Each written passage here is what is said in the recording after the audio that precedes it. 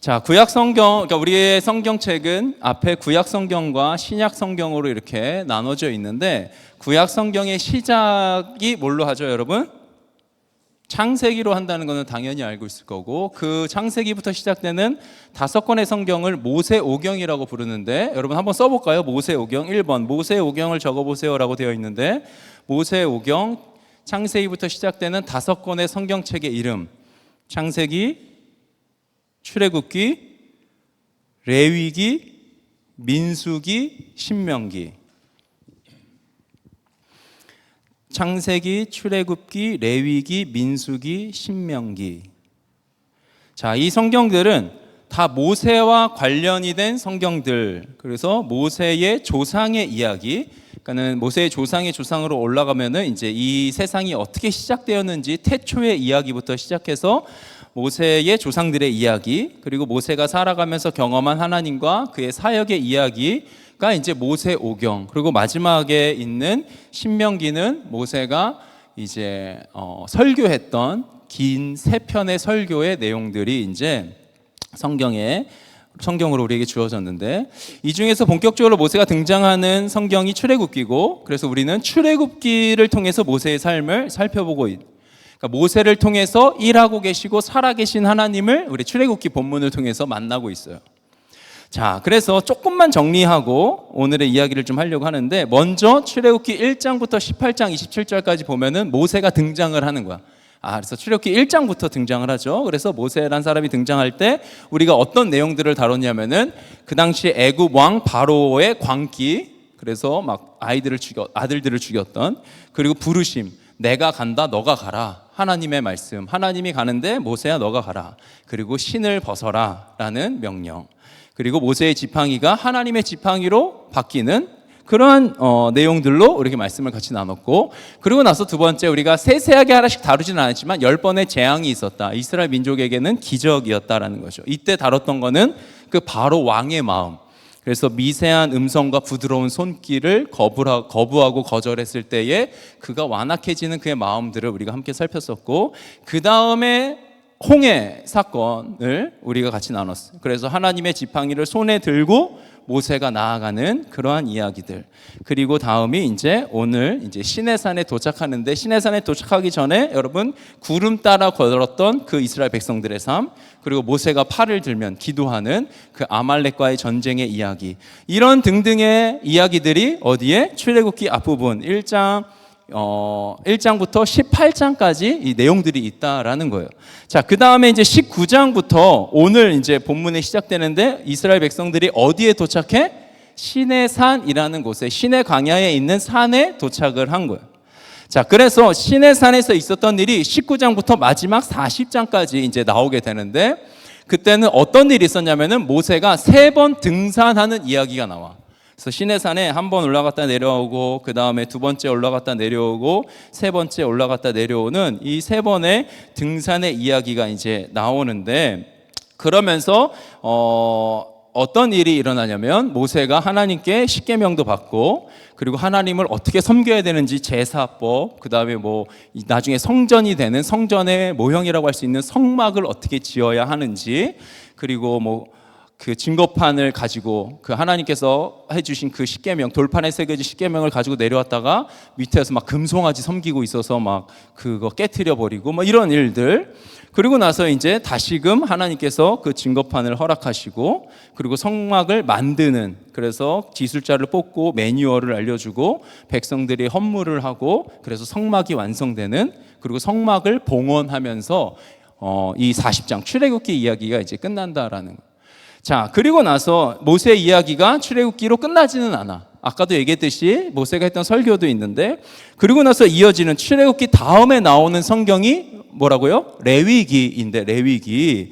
그 레위기는 시간의 흐름에 따라서 출애굽기는 모세가 어렸을 때부터 시작해서 태어나기 전부터 태어나서 쭉 모세의 시간에 따라서 출애굽기가 이어졌다면, 그 다음에 나오는 레위기는 시간에 따라서 이어지는 역사의 이야기는 아니다라는 거예요. 그 레위기는 성막이라는 것을 중심으로, 하나님 제사하고 예배드렸던 그 성막을 중심으로 하나님 어떻게 섬겨야 하고 사람들 간에는 어떻게 살아야 되는지에 대한 그 율법의 지침서들이 이제 레위기에 들어있다라는 거예요. 그래서 우리가 그 새해에 마음을 먹고 막 창세기부터 쭉 읽어가기 시작하다가 이제 딱 걸리는 게 언제냐면은 이 출애굽기 19장 이후로 살짝 걸리는 거야. 이제 모세가 등산하면서 받는 그 말씀들이 이제 좀 눈에 안 들어오고 헷갈려. 그래도 여기까지 왔는데 출애굽기는 읽어야지. 그 출애굽까지 읽는 거야. 그다음에 이제 레위기 시작되면은 성경을 이제 덮고 신약을 가볼까? 이제 이렇게 되는 거예요. 자, 그래서 그만큼 이제 레위기 말씀이 조금 딱딱할 수 있고 도무지 이게 무슨 이야기인가 할 수 있는데 제사법 그리고 생활할 때의 법, 절기 뭐 이런 내용들이 레위기에 가득하다라는 거예요. 자, 지금 모세의 삶 그리고 이스라엘 백성들의 출애굽의 역사 이야기로 볼 때 출애굽기 다음에 레위기가 연결되는 것이 아니다라는 거예요. 네. 그래서 민수기 10장까지 그다음에 창세기, 출애굽기, 레위기, 민수기 10장에 갈 때까지 그 이야기가 연결되지 않아. 그래서 10장 이후 10장 11절인데 10장 11절 말씀 볼게요. 제2년 둘째 달 그 달 20일에 증거궤가 보관된 그 성막에서 비로소 구름이 거쳤다라고 되어 있어요. 여러분, 구름이 거쳤다라는 건 뭐야? 구름이 뜨면은 이스라엘 백성들 어떻게 된다? 이동하기 시작한다라는 거잖아요. 그렇죠? 구름이 안 찌면은 어떻게 돼? 그곳에 머무는 거고 구름 따라 걸었던 그들의 삶. 구름이 거쳤다라는 거야. 자, 구름이 떠오르기까지 시내산 밑에 백성들은 진을 쳤고 모세는 올라갔다 내려왔다 3번의 등산을 하는데 그 구름이 떠올라서 움직이기까지 민수기 10장 11절이 될 때까지 몇 년의 시간? 1년 정도의 시간이 흘렀다라는 거야. 그러니까 한 곳에서 율법을 받고 시간을 보낸 모세와 이스라엘 백성들 그리고 10장 12절부터 이스라엘 백성들이 다시 이동해서 광야 생활이 이어진다라는 거예요. 자, 오늘은 광야 생활에서 매우 중요한 전환점이 되는 바로 이 시내산에서 일어났던 일을 살펴보려고 해요. 그래서 19장에서 이제 시작되는 거야. 왜 시내산에 하나님이 내려오셨고 모세에게 올라오라고 하셨고 모세를 만나셨는지에 대한 이야기, 왜 하나님이 이 시내산 만남을 하셨는지에 대한 오늘의 이야기를 하고 그 다음에 이어지는 것은 이제 시내산에서 있었던 일들이다라는 거예요, 여러분. 자, 그래서 오늘 광야 생활, 이스라엘 백성들이 광야 생활을 할 때 매우 중요한 전환점이 되는 곳이 어디다? 시내산이다라는 거예요. 그래서 그 이야기를 좀 살펴보려고 하는데 여러분의 인생에도 이러한 전환점 같은 뭔가의 계기나 사건 아니면 그런 시간들이 있었을 것 같은데, 그러니까 비포 애프터, 그러니까 이전과 이후가 달라지는 어떤 만남이라든지 그런 사건. 여러분 어때요? 그런 사건이 있어요? 내 인생의 전환점, 터닝 포인트를 나눠보세요. 2번 문제에 되어 있는데 뭐 어떤지 모르겠지만 일단 비포 앤 애프터 하면은 떠오르는 게 성형외과랑 헬스장이 자꾸 떠오르는데 우리를 속이는 거야 자꾸. 자, 그래서 뭐 PT쌤 만난 걸로 인해서 내 인생이 전환점이었습니다. 뭐 그럴 수도 있긴 하지만은 그런 거 말고 또 뭐 친구 만나서 아니면 뭐 넷플릭스를 만나서 바뀌었나? 그런 거 말고. 그러니까 어떤 전환점이 있었냐라는 질문을 할 때 이 자리에 있는 우리 모든 청년들에게 있는 전환점이 있어요. 공통적인 전환점. 그건 뭐다? 아연 젊은이 교회다라는 거예요. 공동체. 우리 공동체. 그러니까 우리는 모두 아연 젊은이 교회 공동체를 만나기 전과 후가 바뀐 존재들이다라는 거예요. 아니야? 아닐 수도 있어요. 그렇죠? 그냥 평생에 다니는 교회, 그게 이제 지역적인 이유든 뭐 부모님의 이유든 뭐 다양한 이유가 있는데 그냥 평생에 다니는 몇 번의 교회가 있을 수도 있고 하나의 교회가 될 수도 있는데 그 몇 번의 교회 중에 그냥 한 구간의 교회일 수 있다라는 거예요. 아연 젊은이 교회는 그럴 수 있어요. 이곳에서의 생활을 통해서 여러분들에게 뭐 변화와 또 은혜와 뭐 전환점이 될 수도 있지만은 그냥 다니던 교회의 한 구간이 될 수도 있다라는 거예요. 자, 그럼 진짜 전환점, 진짜 터닝 포인트, 그게 우리 모두에게 해당하는 게 하나 있는데 그건 뭐다? 예수 그리스도와의 만남이다라는 거예요. 그러니까 우리의 인생은 철저하게 예수님을 만나기 전과 후로 나뉘는 거예요. 교회를 다니고 안 다니고와는 조금 더 다른 문제인 것 같아요. 자, 예수님을 만나기 전과 후로 나뉠 수밖에 없어. 나뉘지 않으면 좀 이상한 거야. 그러니까 예수님을 믿고 살아가는 삶은 예수님 믿기 전의 삶과 같을 수 없다라는 거야. 그러니까 예수님 믿고도 여전히 우리의 시선이, 우리의 생각이 이 땅의 것만 바라보고 살아간다면, 그러니까 누구나 다 소망하고 희망하는 해 아래의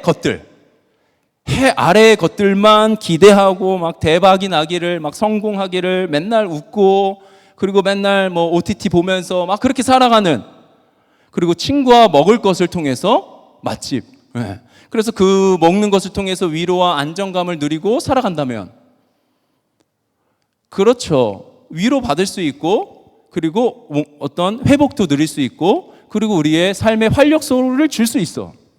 그러나 지난 금요 기도회 때도 나눴는데 정신을 팔리게 하면 안 된다라는 거예요. 그것에 뭔가 다 있는 것처럼, 그것이 이제 돈이 되고 세상의 즐거움, 그 다음에 명예가 될 수 있고 성공, 권력, 이렇게 포장되어 있는 그 모든 것들을 통해서 아까도 얘기했듯이 이 해 아래 것들로만 내 인생의 그런 만족과 위로를 찾고 있다면, 아직도, 그럼 내가 진짜 예수님을 만난 건가에 대한 질문을 진지하게 던져봐야 한다라는 거예요. 자, 그리고 예수님 만났다 여기고, 그리고 교회 다니고 신앙생활 하면서 말씀도 묵상하고 예배 드리고 뭐 봉사도 하고 사역도 하고 다 하는데, 세상에서 노력하고 애써서 사랑을 받듯이 노력하고 애써야 사랑이 오잖아요. 그렇죠? 내가 애써야 된다는 거예요. 자, 예수 믿고 신앙생활 하는 것도 동일하게 생각하는 거야. 내가 노력하고 애쓰고 봉사하고 헌신하고 희생하고 막 내 팔에 헌금 많이 하고 뭐 이래야 예수님께서 나를 사랑하신다라는 착각. 그 사랑받고 인정받으려고 한다면, 그렇게 해서 인정받으려고 한다면 그것도 큰일이다라는 거예요. 절대로 우리는 노력해서 인정받을 수 없어, 하나님께. 우리의 노력으로 예수님을 믿고 구원받을 수 없다라는 거예요. 하나님의 사랑이 먼저인 거예요. 우리를 위해 행하신 하나님의 사랑, 예수 그리스도, 그 예수 그리스도의 그 사랑에 감격해서 감동받아서 그 사랑 때문에 노력하고 애쓰는 존재가 되는 거지, 내가 노력하고 애쓰고 이렇게 잘 보여서 세상에서 누군가에게, 직장 상사에게, 뭐 내가 좋아하는 그 여인에게 잘 보이고 싶어서 뭔가를 해서 사랑을 얻듯이 하나님께도 내가 그렇게 사랑 얻겠다 생각하면 안 된다라는 거예요. 오직 예수 그리스도를 믿는 믿음 안에서만 우리는 의롭게 될 수 있다라는 거예요. 더 이상 죄에게 종노릇을 할 수 없는 거예요. 그렇기 때문에 인생의 뭐다? 전환점인 거예요. 세상은 철저하게 노력하고 애쓰고 그래서 얻어내고 그리고 너의 가치를 높이라 그러는데, 성경은 유일하게 하나님은 우리에게 노력하고 애써서 너의 가치가 높아지는 것이 아니라, 너가 내 안에 있을 때, 너가 나를 사랑하면, 나의 사랑을 너가 받고 믿으면, 그러면 너는 그러한 존재가 된다라는 거예요. 여러분, 이스라엘 백성에게 홍해를 건넌 사건이 아주 특별했어. 하나님께서 이스라엘을 대하시고 바라보시는 태도의 차이가 나타나는데, 그것이 홍해를 건널 때까지만 해도 이스라엘 백성들을 향한 하나님의 시선과 태도가 바뀌지 않았는데, 오늘 만나는 시내산 이후로는, 시내산 이전과 이후는 하나님이 이스라엘 백성들을 대하는 태도가 달라지셔. 시내산은 만남의 장소인데 모세는 등산, 산을 오르고 하나님은 하산하신 거예요. 그래서 하나님은 시내산으로 오셔서 모세를 만나셨다라는 거예요. 그리고 이 만남 이후에, 그리고 오늘 우리가 함께 나누는 이 말씀 이후에 하나님이 이스라엘 백성들을 대하시는 태도가 살짝 바뀌어요. 자, 그 이야기를 하기 전에 시내산은 어떤 곳이었다 그래서 만남의 장소였다라는 거예요. 여러분, 만남의 장소가 있죠, 그렇죠? 아현 젊은이 교회 이 예배당이 특별한 건 뭐예요? 이곳에서 우리가 만나기 때문에 그렇다라는 거예요. 만남의 장소가 있는 거예요. 여러분, 하나님을 만날 수 있는 장소, 올바른 자리가 있다는 것을 우리가 기억해야겠어요. 하나님이 오시는, 하나님의 버스가 오는 정류장이 있다는 거야. 5번 버스를 타기 위해서 2번 버스 정류장에 아무리 기다려도 5번 버스는 오지 않는 거야. 하나님의 버스를 탈 수 있는 그 하나님의 정류장이 있는 거야. 그 자리는 정직의 자리요, 믿음의 자리요, 진리의 자리인 거예요. 바르지 못한 방법으로 얻어내는 이익의 자리, 남을 속이는 자리, 배신의 자리, 입만 열면 쏟아지는 험담의 자리, 아무리 기다려도 주님이 오실 수가 없는 거예요. 성령의 근심으로 내가 이 자리에서 벗어나야 된다, 이렇게는 할 수 있을 거예요. 하지만 주님과 깊이 만나고 주님의 임재 속에서 참된 평안을 누리는 자리가 있다는 거예요. 여러분, 모세에게는 그 자리가 어디였어? 광야였어. 오늘 본문에서 시내산인 거예요. 하나님의 하산이 이루어진 그곳, 하늘 보좌가 아닌 인간의 장소, 사람이 오를 수 있는 곳으로 누가? 하나님이 내려오셨다라는 거예요. 그리고 그 자리로 누구를? 모세를 주님이 초대하시는 거예요. 자, 3절 말씀 보겠습니다. 3절 모세가 산으로 올라가 하나님께로 가니 주님께서 산에서 그를 불러 말씀하셨다. 너는 야곱 가문에게 이렇게 말하여라. 이스라엘 자손에게 이렇게 일러 주어라. 아멘.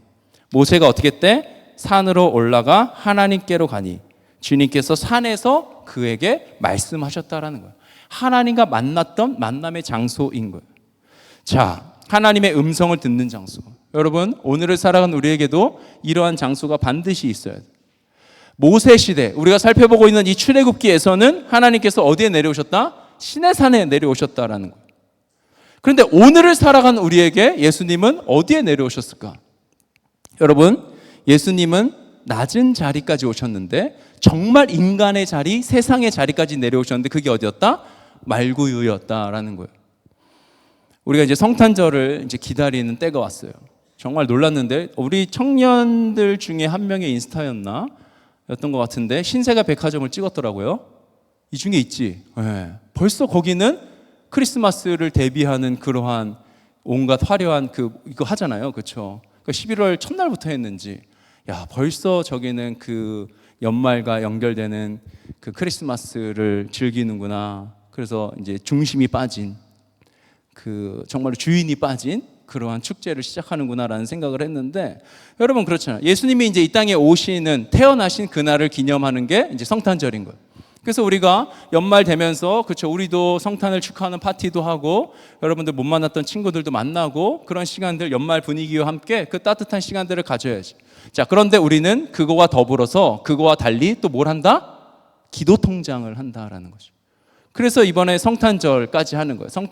성탄주일까지. 성탄절이 이번에 수요일인가 그럴 거예요. 그래서 그 전 주일 22일까지 우리가 잘 기도를 드려서 그 기도를 통해서 아기 예수님께 선물을 드리는 이제 그런 시간을 갖자라는 건데, 자, 놀라운 건 예수님이 이 땅에 오셨어. 그렇죠? 이 땅에 오셔서 사시다가 그리고 이제 하나님 곁으로 다시 가셨어요. 승천하셨어요.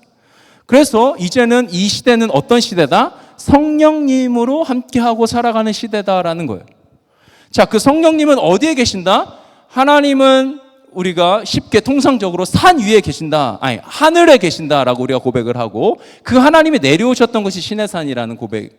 그리고 예수님은 그 산까지가 아니라 아예 인간의 가장 낮은 자리까지 오셨다면 성령님은 어디까지 오셨다? 우리 안에까지 오셨다라는 거예요. 우리가 그렇게 믿는 거예요. 우리가 예수님을 믿을 때 예수님이 어디? 성령님으로 우리 안에 오셔서 내 안에서 나와 함께 계신다라는 거예요. 성령님이 우리 안에 친히 우리 인생 가운데 찾아오셨다라는 거예요. 따라서 우리는 언제 어디서나 하나님을 만나는 시대를 살고 있는 거예요. 여러분, 이게 엄청난 복인 거예요.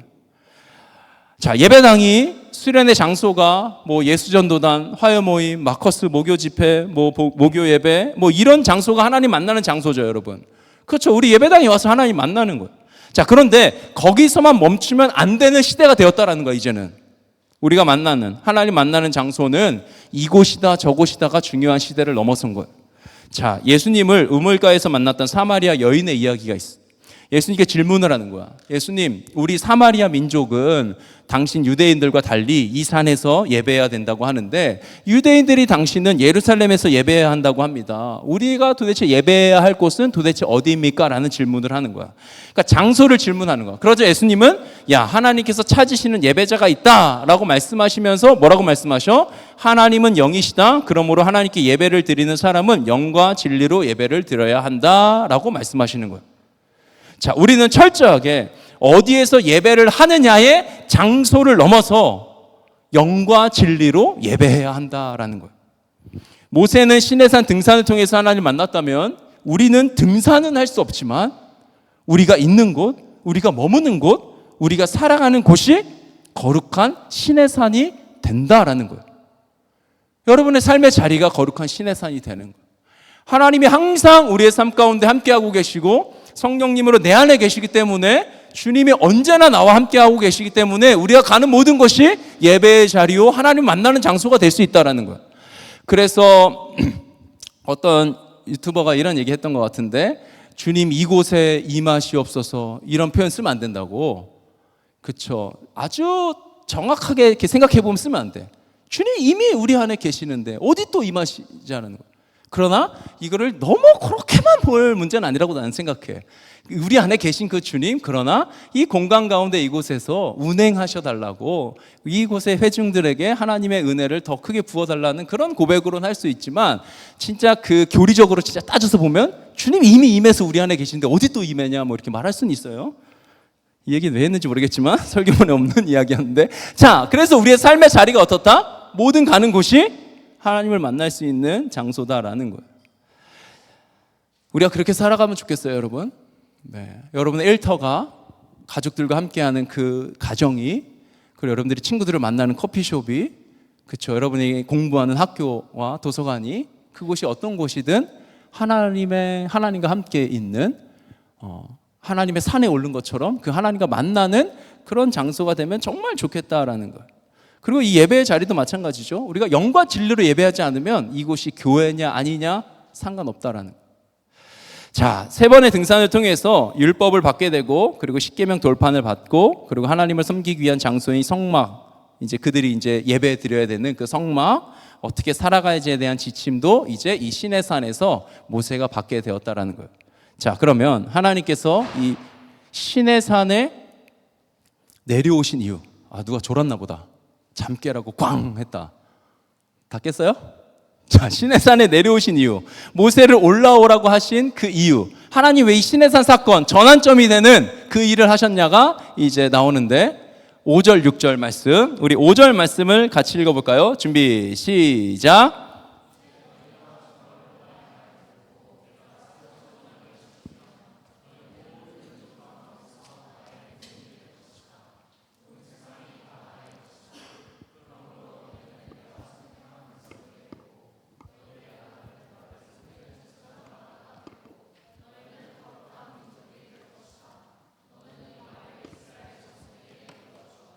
아멘. 고맙습니다, 여러분. 5절 6절 말씀을 우리가 함께 읽었는데, 자, 하나님께서 뭐라고 말씀하시는 거예요? 언약을 맺으시겠다라는 거야. 그렇죠? 시내산에서는 언약을 맺는 장소가 되는 거예요. 자, 언약을 맺으실 건데, 이 언약을 뭐 하면? 깨지 않으면, 그렇죠? 언약을 지키고 하나님의 말씀을 듣고 살아가면 전혀 다른 존재로 여기시겠다라고 하나님이 선언하시는 거예요. 이 5절 6절을 통해서. 자, 5절 6절 말씀 한 번 더 볼까요? 다시. 자, 5절 6절. 너희는 모든 민족 가운데서 어떻게 된대? 나의 보물이 될 것이다 라고 말씀하시는 거예요. 나의 말을 듣고 내가 세워준 언약을 잘 지키면. 그리고 그러므로 너희는 내가 선택한 백성이 된다라는 거예요. 하나님이 선택한 백성이 된다라는 거예요. 너희의 나라는 나를 섬기는 제사장 나라가 되고 너희는 거룩한 민족이 될 것이다 라고 하나님이 말씀하셨고, 모세에게 말씀하셨고, 모세를 통해서 하나님 뭐라는 거야? 이스라엘 자손에게 일러주어라. 야, 말씀을 지키고 하나님하고 함께 살아가고 내가 여기서 맺은 언약을 깨지 않고 너희가 나를 잘 섬기고 예배하고 살아가면 너희는 전혀 다른 존재로 이 세상을 살아가게 될 것이다 라고 하나님이 약속하시는 거예요. 여러분, 노예로 살다가 이제 막 벗어난 민족이잖아, 그렇죠? 그들에게는 전혀 다른 정체성을 주님이 허락하시는 거야. 430년의 시간, 400년 이상의 시간을 노예로 살아왔던 그들, 완전 노예 근성이 몸에 가득했던 그들에게 하나님이 전혀 다른 삶의 정체성을 말씀하시는데, 그게 뭐라는 거야? 나의 보물, 내가 선택한 백성이다라는 거야. 자신들의 모습은 아무리 봐도 노예야. 광야를 지금 헤매고 있는 떠돌이야. 어디로 가야 하는지도 모르는 정말 불쌍한 존재야. 객관적으로 그렇다는 거야. 주관적으로 내가 나를 생각할 때 나는 불쌍해가 아니라 그 열방의 모든 사람들이 그 이스라엘 민족 노예로 살다가 그래서 벗어나서 이제는 좋은 땅에 가서 사나 했더니 광야를 돌고 있는 그들 불쌍해. 광야를 헤매는 뭐야? 떠돌이. 그런데 이들을 향해서 주님이 뭐라고 하신다? 나의 보물, 내가 선택한 백성, 나를 섬기는 제사장 나라, 거룩한 민족이라고 하나님이 말씀하시는, 이 선언은 모세와 이스라엘 백성들에게 하신 선언이자 오늘을 살아가는 우리 청년들을 향한 하나님의 선언인 거예요. 하나님은 동일하게 우리에게 말씀을 주시고 이끌어 가시고 힘을 주시는 거예요. 근데 이유와 근거가 여러분 우리에게, 나에게 없다라는 거예요. 조건을 나에게 찾을 수가 없어요. 하나님께서 맺으신 언약 때문인 거예요. 하나님은 아브라함과 맺으신 언약으로 인해 그들을 잊지 않고 찾아오셨고 구원하신 거예요. 약속의 땅으로 이끌어 가시는 거예요. 이제는 그냥 백성이 아니라, 그냥 이스라엘이 아니라 하나님과 언약을 맺은 특별한 백성으로 하나님이 그렇게 여기시겠다라는 거예요. 세상의 모든 사람들은 아직도 노예야 떠들이라 말할 수 있지만 하나님은 나의 보물이라고 말씀하시는 거예요. 대신 어떻게 살자? 너희가 내 말을 잘 듣고 내 언약을 지키며 살자라는 거예요. 너희가 내 말을 잘 듣고 내 언약을 지키며 살자라는 거예요. 하나님은 이거 하나 요구하시는 거예요. 다른 거 많은 거 요구하시는 것이 아니라 야, 내 말 잘 듣고 나를 잘 예배하고 나를 믿고 나를 의지하고 신뢰하고 살면 돼. 물론 잘 믿었기 때문에 말씀을 지켰기 때문에 구원받은 건 아니에요. 구원 이후에 우리가 붙잡고 살아가는 삶의 태도가 뭐다? 하나님의 말씀을 지키고 언약을 깨지 않는 거예요. 자, 하나님이 독수리 날개로 업어서 데리고 나오셨다라는 표현을 쓰시는데 그것은 이들이 하나님의 이 언약의 말씀 듣기 이전이다라는 거예요. 그러니까 말씀을 율법을 먼저 주시고 그리고 난 다음에 독수리로 업어서 나오신 것이 아니라 독수리로 업어서 나오신 다음에 그들과 언약을 맺으시고 약속을 하셨다. 말씀, 율법을 주셨다라는 거예요. 출애굽 후에 애굽을 탈출한 후에 율법을 주셨어. 여러분 이 순서를 잘 생각해 봐야 돼요. 자, 출애굽 여정에 이스라엘 백성들이 경험했던 아주 특별한 구원 사건 그 중에 하나가 홍해를 건너는 것과 그 이전에 뭐가 있었냐면은 10번째 재앙인데 모든 장자의 죽음 앞에 이스라엘 백성들이 이제 그 어린 양의 피를 바른 양의 피를 바른 그 집은 그 죽음이 넘어가는, 그래서 하나님의 재앙 속에서 그 피를 바른 문설주의 피를 바른 집은 그게 넘어가는, 그래서 그 절기를 유월절 패스오버 넘어가다 지나가다 죽음이 그 애굽 땅에 다 죽음의 영이 가득해서 장자 첫째로 태어난 남자들은 다 죽는데 유월절 어린 양의 피를 바른 그 집은 대문 앞에는 그 영이 그냥 지나갔다라는 거예요. 그래서 이스라엘 백성들 중에서 뭐 이게 가능하겠어 하고 바르지 않으면 죽은 거야. 그 애굽 사람들만 죽은 것이 아니라 이스라엘 백성들도 그랬다라는 거예요. 자, 모든 사람의 집에 죽임을 당할 때 피를 바른 어린 양의 피, 여러분 어린 양과 피 하면 생각나는 떠오르는 인물이 누구야? 예수 그리스도죠. 이는 세상 죄를 짊어지고 가는 어린 양으로 오신 예수 그리스도.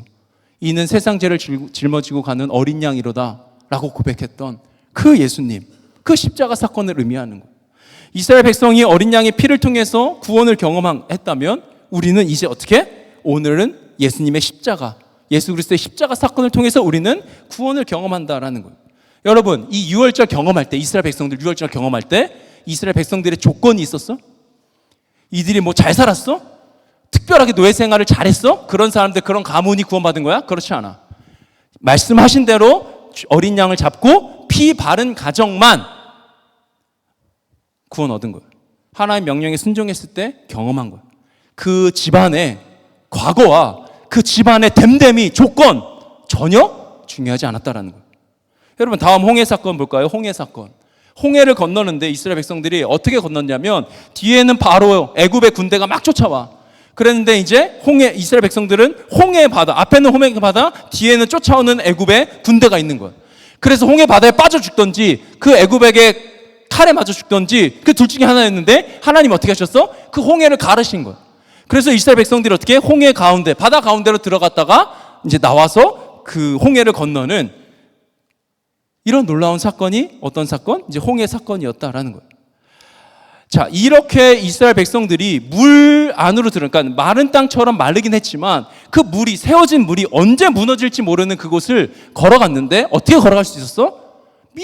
믿었기 때문에 걸어갈 수 있었던 거예요. 하나님이 그렇게 행하셨다는 것을 믿고 이거를 통해서 하나님이 우리를 구원하신다는 것을 믿었기 때문에 이스라엘 백성들은 그 홍해 바다 마른 땅을 걸어갔다라는 거예요. 여러분 이거를 고린도전서 10장에서 이렇게 언급해요. 자, 고린도전서 10장 1절 2절 말씀인데 1절 말씀 잘 보세요. 앞에 화면에. 형제자매 여러분, 나는 여러분이 이 사실을 알기를 바랍니다. 우리 조상들은, 그렇죠, 이스라엘 백성들 모두 구름의 보호 아래에 있었고 구름 따라 걷는 그들의 삶 이야기하는 거야. 그리고 바다 가운데를 지나갔습니다. 그렇잖아. 홍해 바다, 갈라진 그 바다 가운데를 지나간 거야. 자, 2절 같이 읽어볼까요? 시작. 모두 구름과 바다 속에서 세례를 받아 모세에게 속하게 되었습니다. 아멘. 자, 구름과 바다 속에서 뭘 받았대? 세례를 받았다라는 표현을 쓰는 거야. 자, 여러분 바다에서 어떻게 세례를 받았을까? 이게 무슨 의미예요? 물에 들어갔다 나오는 것이 세례, 침례인데 물에 들어갔다 나오는 거야. 자, 이스라엘 백성들이 물 속에 들어갔어? 아니면 물이 갈라진 마른 땅을 걸어갔어? 마른 땅을 걸어갔는데 왜 물속에 들어갔다 나왔을까 얘기했을까? 여러분, 상상력이 좀 필요한데 이 상상력이 여러분들이 잘 발휘됐으면 좋겠는데, 자, 물이 이렇게 흐르고 있다고 생각해요. 자, 물이 흐르고 있어. 근데 내가 이제 모세와 이스라엘 백성들, 물이 흐르는 곳에 내가 이제 왔어. 모세가 그 하나님의 지팡이를 통해서, 하나님의 역사하심을 통해서 이 물이 이렇게 갈라져서 이렇게 세워진 거야. 그렇죠? 여기까지 왔어 지금? 상상이 돼요? 자, 그다음에 여기 이제 마른 땅이 생겼잖아. 그렇죠? 그래서 내가 이제 마른 땅에 가는 거야. 자, 마른 땅에 가면은 옆에서 보고 있는 모든 세계 민족들이 이들을 봤을 때 지금 내가 어디로 들어가고 있어? 이렇게? 상상이 안 돼. 자, 마른 땅에 있다가 내가 물이 이렇게 세워졌잖아. 그렇죠? 그리고 내가 그 물 안에 들어가. 나는 이렇게 걸어가 똑같이. 그런데 옆에서 봤을 때, 다른 측면에서 봤을 때 이스라엘 백성들이 지금 어디로 들어가는 거야? 물 안으로 들어가는 것처럼 보인다라는 거야. 그들이 물 안으로 들어가서 어떻게 됐다? 세례를 받는 것처럼 물속에 들어갔다가 나오는 거야. 야, 사람들이 지금 물속으로 들어간다. 다시 나온다. 이스라엘 백성 전체가 홍해를 건널 때 어떻게? 물에서 세례를 받고 나온 것처럼, 그 물속으로 들어갔다 나온 것처럼 보였다라는 거예요. 자, 침례, 세례는 죽었다가 다시 살아남을 의미하거든. 이스라엘 백성들이 지금 내려갈 때 죽은 거야.